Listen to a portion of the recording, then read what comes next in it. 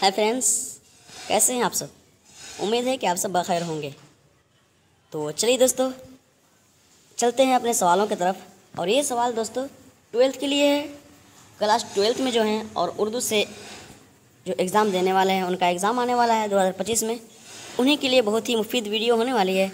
और हम उन नाज़रीन से गुजारिश करूँगा कि जो नाज़रीन क्लास 12th में हैं ज़रूर आखिरी तक बने रहें, ताकि अपने सवालों को मुकम्मल कर सकें और तैयारियों को मजबूत कर सकें। तो चलिए साथियों, चलते हैं बिना देर किए हुए, अपने वीडियो को ज़्यादा लंबी ना करते हुए चलते हैं सवालों की तरफ। सवालों की तरफ बढ़ने से पहले छोटी सी रिक्वेस्ट करूँगा कि जो नाज़रीन अब तक सब्सक्राइब ना किए हैं सब्सक्राइब कर दें और बेल आइकन प्रेस कर दें, क्योंकि दोस्तों ये चैप्टर 7 होने वाला है। और चैप्टर 7 जो है बागो बहार से मुताल्लिक है। बागो बहार किससे मुताल्लिक है? तो मीर अमन साहब से।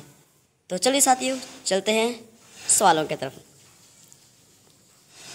सवाल नंबर एक में पूछा गया कि एक बुज़ुर्ग गोर लाठी टेकता हुआ चला जाता है तो क्या आवाज़ आती है? एक बुज़ुर्ग जो है, एक कोर बुज़ुर्ग यानी कि एक अंधा बुज़ुर्ग लाठी टेकता हुआ चला जाता है तो क्या आवाज़ आती है? ऑप्शन ए बुज़ुर्गवार, ऑप्शन बी ए बूढ़े शख्स, ऑप्शन सी ए इंसान, ऑप्शन डी ए बाप खैर तो है।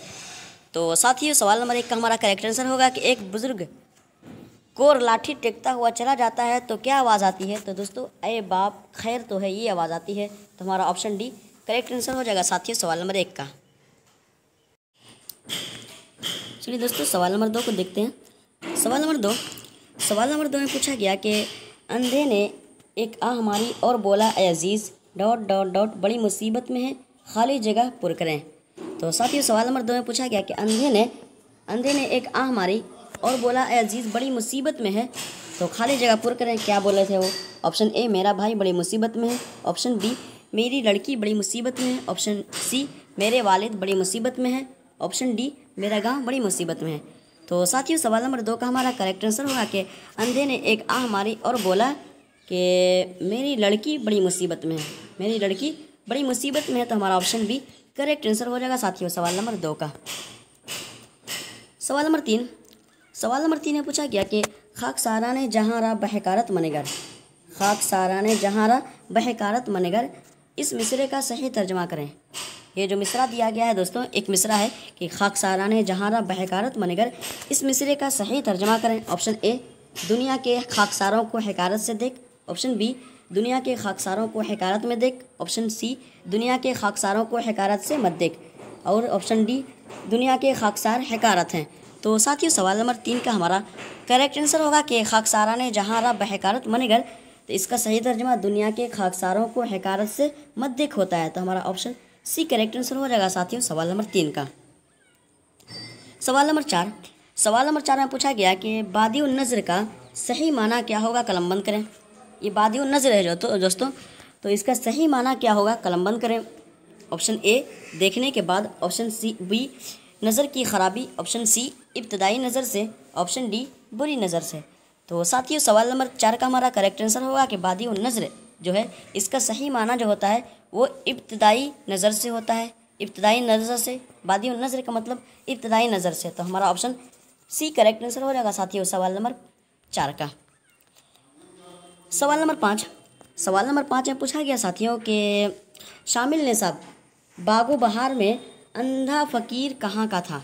ये शामिल निसाब जो बागो बहार है दोस्तों कहानी, तो उसमें अंधा फ़कीर जो है वो कहाँ का था? ऑप्शन ए पाकिस्तानी था, ऑप्शन बी नेपाली था, ऑप्शन सी रूसी, ऑप्शन डी हिंदुस्तानी। तो दोस्तों, सवाल नंबर 5 का हमारा करेक्ट आंसर होगा कि शामिल निसाब बागो बहार में अंधा फ़कीर जो था वो हिंदुस्तानी था। तो हमारा ऑप्शन डी करेक्ट आंसर हो जाएगा साथियों सवाल नंबर 5 का। सवाल नंबर 6 में पूछा गया कि बहुत दिनों से अच्छा खाना किसने ना खाया था? यानी बहुत दिनों से अच्छा खाना किसने ना खाया था, उसकी निशानदेही करें। ऑप्शन ए मुबारक, ऑप्शन बी बादशाह, ऑप्शन सी वज़ीर, ऑप्शन डी अंधे फ़कीर। तो साथियों, सवाल नंबर 6 का हमारा करेक्ट आंसर होगा कि बहुत दिनों से अच्छा खाना किसने ना खाया था। तो साथियों, ये बहुत दिनों से जो अच्छा खाना नहीं खाया था वो अंधे फ़कीर जो थे, वही अच्छा खाना नहीं खाया था बेचारा। तो हमारा ऑप्शन डी करेक्ट आंसर हो जाएगा साथियों सवाल नंबर 6 का। सवाल नंबर 7 में पूछा गया कि सराचा किसे कहते हैं, कलम बंद करें। ये सराचा जो है वो किसे कहते हैं, कलम बंद करें। ऑप्शन ए बड़ा खेमा को, ऑप्शन बी छोटा खेमा को, ऑप्शन सी सराय खाना को, ऑप्शन डी मुसाफिर खाना को। तो दोस्तों सवाल नंबर 7 का हमारा करेक्ट आंसर होगा कि सराचा किसे कहते हैं। तो साथियों सराचा जो है वो बड़ा खेमा को कहते हैं। सराचा जो है बड़ा खेमा को कहते हैं। तो हमारा ऑप्शन ए करेक्ट आंसर हो जाएगा दोस्तों सवाल नंबर 7 का। सवाल नंबर 8 है। सवाल नंबर 8 में पूछा गया कि लफ्ज़ बिलफेल का माना क्या होगा, मुंतखब करें। ये लफ्ज़ बिलफेल जो है इसका माना क्या होगा, मुंतखब करें। ऑप्शन ए फेल में, ऑप्शन बी फेल के साथ, ऑप्शन सी फेल के लिए, ऑप्शन डी इस वक्त फ़िलहाल। तो दोस्तों सवाल नंबर 8 में जो पूछा गया कि लफ्ज़ बिलफेल जो है इसका माना क्या होगा, कलम बंद करें। तो साथियों इसका माना होता है फ़िलहाल, ठीक है, फ़िलहाल होता है यानी कि इस वक्त। तो हमारा ऑप्शन डी करेक्ट आंसर हो जाएगा साथियों सवाल नंबर 8 का। सवाल नंबर 9। सवाल नंबर 9 में पूछा गया कि शर्म का मुतरादिफ क्या होगा, सही इंतखाब करें। या शर्म जो है शर्म का मुतरादिफ क्या होगा, सही इंतखाब करें। ऑप्शन ए इज़्ज़त, ऑप्शन बी हया, ऑप्शन सी बेइज़्ज़त होना चाहिए, बेइज़्ज़त है ना, बेइज़्ज़त कहाँ से होगा, बेइज़्ज़त है ना, बेइज़्ज़त, ऑप्शन डी बरीहन। तो दोस्तों सवाल नंबर 9 का हमारा करेक्ट आंसर होगा कि शर्म का मुतरादिफ क्या होगा, सही इंतखाब करें। तो दोस्तों शर्म का मुतरादिफ जो होता है वो हया होता है, ठीक है, शर्म व हया बोलते हैं, शर्म व हया नहीं है किसी के पास। तो वो हमारा ऑप्शन बी करेक्ट आंसर हो जाएगा साथियों सवाल नंबर 9 का। सवाल नंबर 10। सवाल नंबर 10 में पूछा गया कि बागो बहार में मीर अमन किस्सा गो के कितने औजार इस्तेमाल किए हैं। यानी कि बागो बहार में है दोस्तों मीर अमन साहब ने किस्सा गो के कितने औजार इस्तेमाल किए हैं, कितने हथियार वो इस्तेमाल कर चुके हैं जो कि किस्सा गोई के लिए जितने औजार चाहिए, जितने मतलब कि वो इस्तेमाल करने चाहिए है ना, वो लफ्ज़ इस्तेमाल करने चाहिए, वो कितने इस्तेमाल किए थे। ऑप्शन ए थोड़े बहुत, ऑप्शन बी जितने मुमकिन थे सब, ऑप्शन सी बहुत ही कम, ऑप्शन डी कुछ भी नहीं। तो दोस्तों सवाल नंबर 10 का हमारा करेक्ट आंसर होगा कि बागो बहार में मीर अमन साहब ने किस्सा गो के कितने औजार इस्तेमाल किए थे। तो दोस्तों जितने मुमकिन थे वो सब के सब इस्तेमाल किए थे बागो बहार में। यानी कि मीर अमन साहब ना जितने किस्सा गोई के लिए औजार यानी कि उसके लफ्ज़ अल्फाज जो होते हैं औजार यानी कि उसी को अल्फाज को कहते हैं, तो उस अल्फाज को जितने अल्फाज की ज़रूरत पड़ती है वो तमाम के तमाम मीर अमन साहब बागो बहार में लगा चुके थे। तो हमारा ऑप्शन बी करेक्ट आंसर हो जाएगा साथियों। सवाल नंबर 11। सवाल नंबर 11 में पूछा गया है कि किस्सा दर किस्सा की मरगूब दास्तानी सलीका मंदी ये किसका कारनामा है ना, कि किस्सा दर किस्सा की मरगूब दास्तानी सलीका मंदी ये किसका कारनामा है। ऑप्शन ए मुबारक की, ऑप्शन बी नज़ीर अहमद, ऑप्शन सी मीर अमन की, ऑप्शन डी अशफाकुल्ला खां की। तो साथियों सवाल नंबर 11 का हमारा करेक्ट आंसर होगा कि किस्सा दर किस्सा की मरगूब दास्तानी सलीका मंदी ये मीर अमन साहब का कारनामा है ना, मीर अमन साहब का कारनामा है। तो हमारा ऑप्शन सी करेक्ट आंसर हो जाएगा साथियों सवाल नंबर 11 का। सवाल नंबर 12। इसमें पूछा गया कि बागो बहार किस सन में मुकम्मल हुआ, कलम बंद करें। ये बागो बहार जो है दोस्तों शामिल निसाब में जो कहानी है किस्सा है, तो किस सन में मुकम्मल हुआ था, कलम बंद करें। ऑप्शन ए 1805 ईस्वी, ऑप्शन बी 1801 ईस्वी, ऑप्शन सी 1802 ईस्वी, ऑप्शन डी 1803 ईस्वी। तो दोस्तों सवाल नंबर 12 का हमारा करेक्ट आंसर होगा कि बागो बहार किस सन में मुकम्मल हुआ था। तो दोस्तों ये 1801 ईस्वी में मुकम्मल हो गया था, 1801 ईस्वी में। तो हमारा ऑप्शन बी करेक्ट आंसर हो जाएगा साथियों सवाल नंबर 12 का। सवाल नंबर 13। सवाल नंबर 13 में पूछा जा रहा है कि दास्तानें कितनी ज़बानों में लिखी गई, निशानदेही करें। यानी कि दास्तानें जो है कितनी ज़बानों में लिखी गई हैं, निशानदेही करें। ऑप्शन ए हर ज़बान में, ऑप्शन बी सिर्फ उर्दू ज़बान में, ऑप्शन सी सिर्फ फ़ारसी ज़बान में, ऑप्शन डी उर्दू फ़ारसी और अरबी ज़बान में। तो साथियों सवाल नंबर 13 का हमारा करेक्ट आंसर होगा कि दास्तानें जो है दोस्तों वो हर ज़बान में लिखी गई, ठीक है, हर ज़बान में दास्तानें मिलेंगी आपको कि हर ज़बान में दास्तानें लिखी गई हैं दोस्तों, ठीक है। तो हमारा ऑप्शन ए करेक्ट आंसर हो जाएगा साथियों सवाल नंबर 13 का। सवाल नंबर 14। सवाल नंबर 14 में पूछा गया है कि मरसिया में किसकी तारीफ़ की जाती है, कलम बंद करें। यह मरसिया जो है इसमें किसकी तारीफ़ की जाती है, कलम बंद करें। ऑप्शन ए जिंदों की, ऑप्शन बी बड़ों की, ऑप्शन सी छोटों की, ऑप्शन डी मरने वालों की। तो दोस्तों सवाल नंबर 14 का हमारा करेक्ट आंसर होगा कि मरसिया जो पढ़ा जाता है दोस्तों, मरसिया जो कहा जाता है, तो मरसिया में दोस्तों मरने वालों की तारीफ़ की जाती है, जो शख्स मर जाता है उसी के लिए मरसिया कहा जाता है। तो हमारा ऑप्शन डी करेक्ट आंसर हो जाएगा साथियों सवाल नंबर 14 का। सवाल नंबर 15। सवाल नंबर 15 में पूछा गया कि फ़ारूक ने जैद को मारा। फ़ारूक ने जैद को मारा, इस जुमले में मफ़ऊल की निशानदही करें। यानी कि इस जुमला जो है दोस्तों, ये फ़ारूक ने जैद को मारा, इस जुमले में मफ़ऊल कौन सी है, निशानदही करें। Option A Farooq, option B Zaid, option C मारा, ऑप्शन डी को। तो साथियों सवाल नंबर 15 का हमारा करेक्ट आंसर होगा कि ये ग्रामर से क्वेश्चन है कि फ़ारूक ने जैद को मारा। तो दोस्तों इसमें जैद जो है वो मफ़ऊल है, तो हमारा ऑप्शन बी करेक्ट आंसर हो जाएगा साथियों सवाल नंबर 15 का। क्योंकि ये किसी पर काम वाक़ होता है दोस्तों। मफ़ऊल की तारीफ़ यही है कि मफ़ऊल वो इसम है जिसमें किसी शख्स या किसी चीज़ पर काम वाक़ हो, फ़ेल वाक़ हो, उसी को मफ़ऊल कहते हैं। तो मारना एक फ़ेल हो गया है ना, ये मारना जो है ये फ़ेल, ऑप्शन सी जो है ये मारना फ़ेल है।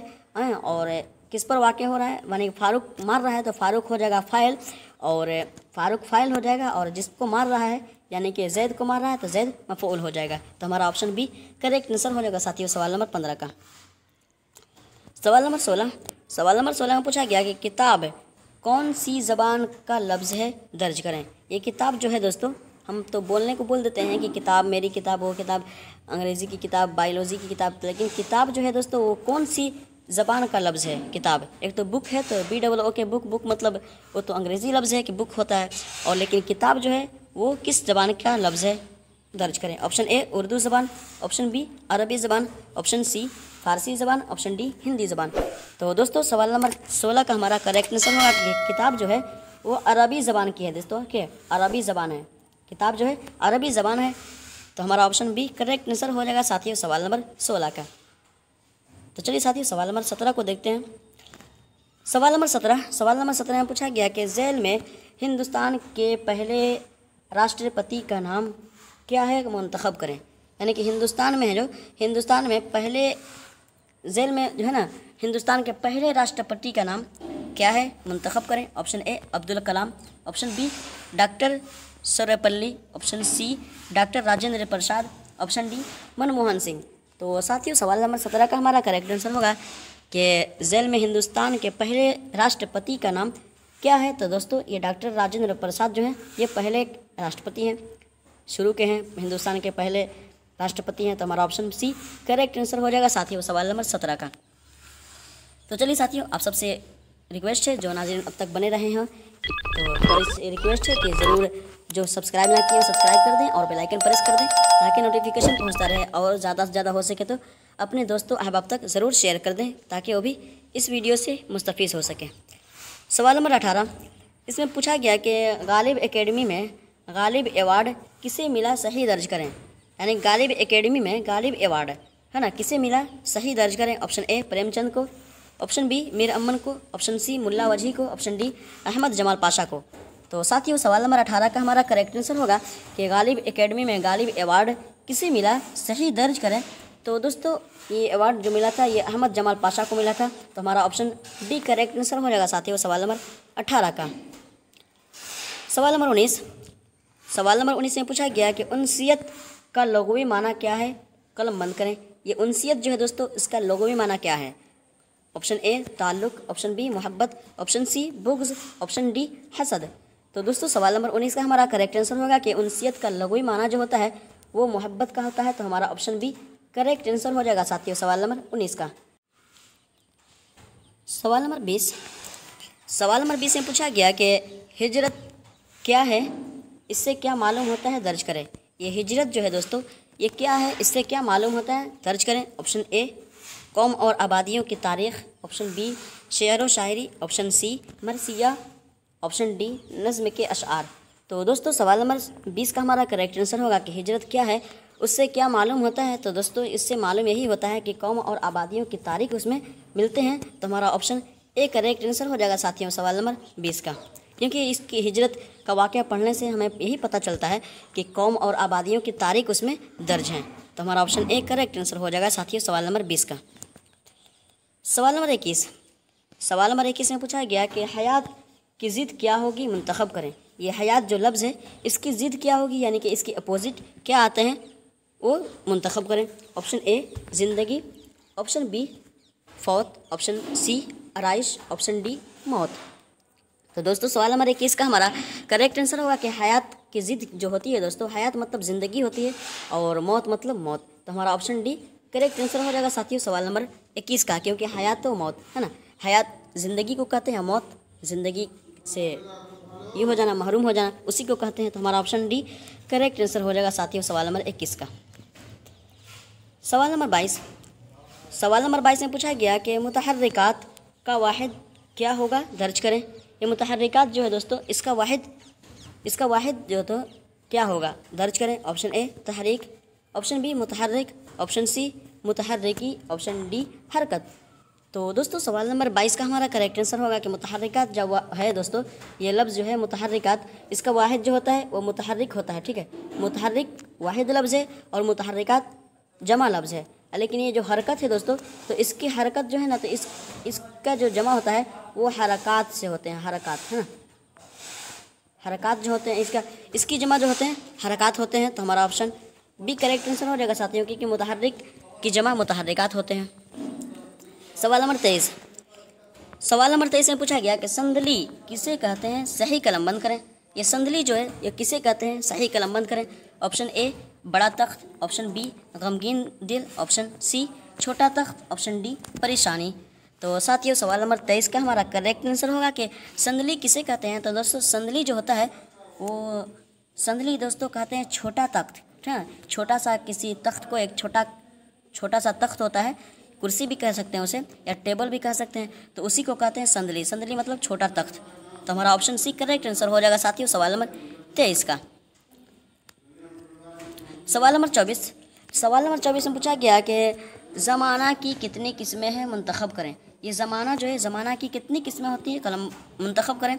Option A 5, option B 7, option C 3, option D 2। तो दोस्तों सवाल नंबर 24 का बहुत ही अहम सवाल है कि ज़माना की कितनी किस्में होती हैं, मुंतखब करें। तो दोस्तों ज़माना की मात्र 3 किस्में होती हैं। तो हमारा ऑप्शन सी करेक्ट आंसर हो जाएगा साथियों सवाल नंबर 24 का। और वो 3 किस्में जो है दोस्तों, वो कौन कौन सी होती हैं। तो ज़माना की 3 किस्में, तो माजी एक हो गया, हाल 2, मुस्तकबिल तीसरा। तो 3 ही होते हैं दोस्तों। तो हमारा ऑप्शन सी करेक्ट आंसर हो जाएगा साथियों सवाल नंबर 24 का। सवाल नंबर 25 यानी कि सवाल नंबर आखिरी को देखते हैं। सवाल नंबर 25 में पूछा गया हत्तल मकदूर, इस लफ्ज़ का माना क्या होगा, कलम बंद करें। हत्तल मकदूर जो है दोस्तों, इस लफ्ज़ का माना क्या होगा, कलम बंद करें। ऑप्शन ए मुकद्दर तक, ऑप्शन बी कदर कीमत, ऑप्शन सी तकदीर, ऑप्शन डी इम्कान भर। तो साथियों हम ये बारहा सुनते होंगे या कभी ना कभी सुने होंगे कि हत्तल मकदूर है ना, हत्तल मकदूर। तो इस लफ्ज़ का माना क्या होगा, कलम बंद करें। तो दोस्तों सवाल नंबर 25 का हमारा करेक्ट आंसर होगा कि हत्तल मकदूर मतलब इम्कान भर, मुमकिन भर, इख्तियार भर, ताकत भर, उसी को कहते हैं। यानी कि जहाँ तक हमसे होता है ना कि हम हत्तल मकदूर, मैंने कोशिश की, यानी कि जहाँ तक हमसे हो सका हमने कोशिश किया उसको बचाने के लिए। तो दोस्तों हमारा इम्कान भर, हमारा ऑप्शन डी करेक्ट आंसर हो जाएगा साथियों सवाल नंबर 25 का। तो चलिए साथियों thank you so much all everyone इतने देर तक बने रहने के लिए और अपनी तैयारियों को मजबूत करने के लिए। तो चलिए दोस्तों मैं उम्मीद करता हूँ कि आप सबके इल्म में मज़ीद इजाफा हुआ होगा इस चैप्टर से। तो चलिए साथियों हम इसी तरह चैप्टर बाय चैप्टर पढ़ते रहेंगे और एग्ज़ाम की तैयारियों को बखूबी तरीके से मजबूत करते रहेंगे और अपने एग्ज़ाम में जब बैठेंगे तो अच्छे नंबरात से कामयाब होंगे। तो चलिए साथियों जब तक सब्सक्राइब ना किए सब्सक्राइब कर दें और बेल आइकन प्रेस कर दें और दूसरे लोगों तक भी शेयर कर दें ताकि वो भी इस वीडियो से, in chapter by chapter video से मुस्तफ़ीज़ हो सकें और फ़ायदा हासिल कर सकें। तो चलिए साथियों मिलते हैं अगले चैप्टर में अगले सवालों के साथ। तब तक के लिए अपना ख्याल रखें। अल्लाह हाफिज़।